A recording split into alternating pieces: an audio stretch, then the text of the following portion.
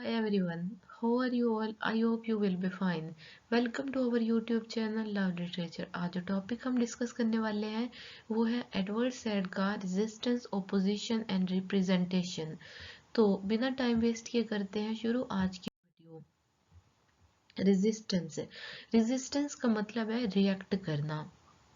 React against or to resist dominant ideology. ठीक है, resistance का मतलब है रिएक्ट करना। तो colonised show resistance against colonisers operation and represent themselves. Colonised कौन है? कोलोनाइज्ड वो लोग हैं जिनके ऊपर रूल ओवर किया गया, और कोलोनाइजर कौन है? जिन लोगों ने रूल ओवर किया। ठीक है, तो कॉलोनियलिज्म पे टाइम पीरियड पे क्या हुआ था कि कॉलोनाइजर जो थे उन्होंने रूल ओवर किया था कॉलोनाइज्ड पीपल पे। ठीक है, उनको कॉलोनाइज्ड बना लिया था और उनके ऊपर रूल ओवर करना शुरू कर दिया था। कॉलोनाइजर ने अपने पर्सपेक्टिव से, अपने पॉइंट ऑफ व्यू से कॉलोनाइज्ड लोगों को रिप्रेजेंट किया था।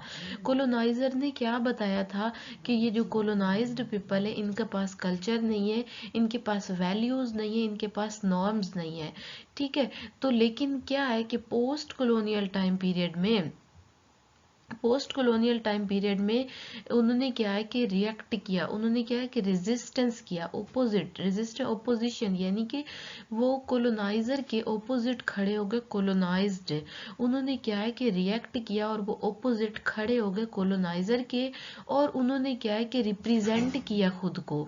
ठीक है, एक तो उन्होंने ओपोजिट खड़े हो गए कॉलोनाइजर के, और दूसरा खुद को रिप्रेजेंट किया और बताया कि उनके पास कल्चर भी है, उनके पास नॉर्म्स भी हैं, और उनके पास वैल्यूज भी हैं। ठीक है, तो जो पोस्ट कॉलोनियल नॉवलिस्ट हैं, जो पोस्ट कॉलोनियल थेरिस्ट है ना, उन्होंने क्या है कि खुद को रिप्रेजेंट किया है, अपनी नेशन को रिप्रेजेंट किया है। उन्होंने क्या है कि रेजिस्टेंस किया है अगेंस्ट कॉलोनाइजर, कॉलोनाइजर के वो खिलाफ खड़े हो गए हैं, और उन्होंने बताया है कि उनको जो रिप्रेजेंट किया गया था, उनकी नेशन को जो रिप्रेजेंट किया गया था वो सही तरीके से नहीं था। उन्होंने क्या है कि कॉलोनाइज्ड लोगों ने खुद अपनी लाइफ को डिपिक्ट किया है और बताया है कि उनके ऊपर जो जुल्म सितम किया गया था उसके खिलाफ किस तरह वो खड़े हुए और किस तरह वो रियल में हैं, तो उन्हें किस तरह ऑप्रेस किया गया है। ठीक है, author depict the life of newly independent nation speak out against the operation of its colonisers. अपने कॉलोनाइजर जो उनके थे, कॉलोनाइजर के वो खिलाफ खड़े हो गए और उन्होंने रेजिस्ट किया, और उन्होंने बताया कि उनके पास कल्चर भी है, उनके पास नॉर्म्स भी हैं, और उनके पास वैल्यूज भी हैं। इसके जो 4 मॉडल्स आ जाते हैं ना, 4 मॉडल्स ऑफ रेजिस्टेंस।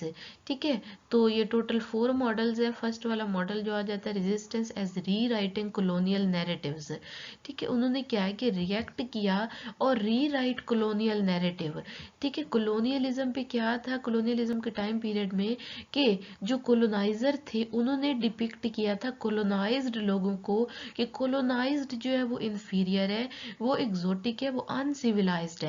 लेकिन कॉलोनियलिज्म के बाद क्या कि पोस्ट कॉलोनियल टाइम पीरियड में जो कॉलोनाइज्ड पीपल थे उन्होंने रेजिस्टेंस किया, उन्होंने रिएक्ट किया और री राइट द कॉलोनियल नैरेटिव।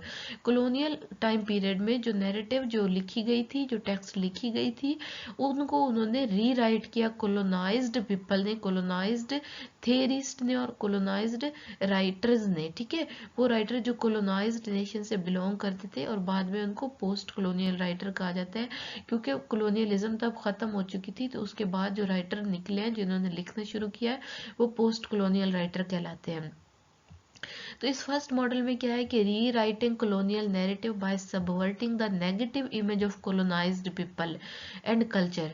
ठीक है, तो जैसे कि मैंने आप लोगों को बताया कि कॉलोनियलिज्म के टाइम पीरियड पे कॉलोनाइजर ने डिपिक्ट की थी negative image of colonised people. ठीक है, तो उसके बाद क्या है कि पोस्ट कॉलोनियल टाइम पीरियड में जो पोस्ट कॉलोनियल राइटर थे उन्होंने री राइट किया कॉलोनियल नैरेटिव को, और उन्होंने अपनी जो है पॉजिटिव पिक्चर शो की है, और उन्होंने बताया उनके पास कल्चर भी है, उनके पास नॉर्म्स भी है। ठीक है, जैसे कि चिनुआ एचेबी थिंग्स फॉल अपार्ट, उनका एक फेमस वर्क है। ठीक है, चिनुआ एचेबी क्या है कि एक अफ्रीकन राइटर था और उसने बताया थिंग्स फॉल अपार्ट में कि उनके पास कल्चर भी है, अफ्रीकन पीपल के पास कल्चर भी है, नॉर्म्स भी है और वैल्यूज भी हैं। ठीक है, रेजिस्टेंस एज सबवर्जन। सबवर्जन का मतलब है कि टोटली डिस्ट्रॉय कर देना। ठीक है, इस तरह रिएक्ट किया कि उन्होंने जो कोलोनाइजर की पावर थी उसको बिल्कुल टोटली रिजेक्ट कर दिया और उसको टोटली बिल्कुल ना मानना, उसको मानने से इनकार कर दिया। तो इसमें आ जाता है second model, emphasises the cultural negotiation and the formation of human subjectivities. तो इस मॉडल में क्या है कि उन्होंने अपने कल्चर के बारे में बातचीत की है। जो पोस्ट कॉलोनियल राइटर थे, जो पोस्ट कॉलोनियल थेरिस्ट थे, वो बात करते हैं। तो post colonial theorist and writers subvert and unsettle the power and authority of coloniser. इसमें क्या है कि पोस्ट एक होमी के भाभा जो कि हैं पोस्ट कॉलोनियल थेरिस्ट, उन्होंने बताया कि किस तरह कॉलोनियलिज्म के बाद हाइब्रिडिटी आ गई है। हाइब्रिडिटी यानी कि mixing of two culture, coloniser और कॉलोनाइज्ड कल्चर मिल गया है। तो इस दौरान क्या है कि उन्होंने अनसेटल कर दिया power and authority of the coloniser. Coloniser की पावर और अथॉरिटी को मानने से उन्होंने बिल्कुल टोटली इनकार कर दिया है। रेजिस्टेंस एज ओपोजिशन, जो थर्ड मॉडल आ जाता है कि ठीक है बिल्कुल उन्होंने एक रेडिकल स्टांस लिया कॉलोनाइज्ड पीपल ने, और उन्होंने क्या है कि स्ट्रगल की, even using violent method against colonial authority. सही है, जो पोस्ट कॉलोनियल राइटर थे, जो पोस्ट कॉलोनियल थेरिस्ट थे, उन्होंने क्या है कि for the liberation of the colonised को आज़ाद कराने के लिए उन्होंने स्ट्रगल की और इवन उनको वायलेंस यूज करना पड़ा तो उन्होंने किया अपनी आजादी के लिए। उन्होंने क्या है कि रिएक्ट किया।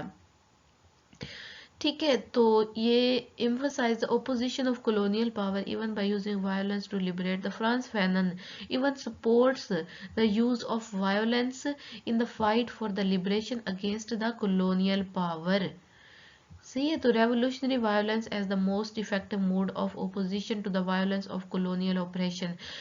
तो फ्रांस फैनन जो है क्या वो सपोर्ट करते हैं कि वायलेंस का इस्तेमाल करें, फाइट करें, अपने हक के लिए लड़े। वो क्या है कि कोलोनाइज्ड को ये कह रहे हैं कि अपने हक के लिए लड़ो, चाहे तुम्हें वायलेंस का यूज करना पड़े। लास्ट वाला जो मॉडल आ जाता है वो है रेजिस्टेंस एज ट्रांसफॉर्मेशन। तो रेजिस्टेंस एज ट्रांसफॉर्मेशन में है कि power and transforming the material condition and social relationship of colonised people. इसमें क्या है कि उन्होंने अनसेटल कर दिया है कॉलोनियल पावर को और ट्रांसफॉर्मेशन लाई है colonial situation and make it better. ठीक है, उन्होंने क्या है कि मटेरियल कंडीशन और इन सब को बेटर बनाने की कोशिश की है। तो इसमें आ जाते हैं emphasize the transformation of the material and cultural condition of the colonized in his model of resistance as transformation, justice to change the situation of the marginalized group। ठीक है, उन्होंने क्या है कि जस्टिस कायम करने की कोशिश की है। तो जो मार्जिनलाइज्ड ग्रुप थे उनके उन्होंने राइट की बात की है और बताया है कि किस तरह उनको एक्सप्लॉइट किया गया था कॉलोनियलिज्म के टाइम पीरियड में। आई होप कि ये आप लोगों को अच्छे से क्लियर हो गया होगा। मजीद मैं आप लोगों को इसका क्रक्स बता देती हूँ, इसकी समरी बता देती हूँ कि कॉलोनियलिज्म के टाइम पीरियड पे क्या था कि कॉलोनाइजर जो थे उन्होंने कॉलोनाइज्ड लोगों को रिप्रेजेंट किया था अपने पॉइंट ऑफ व्यू से।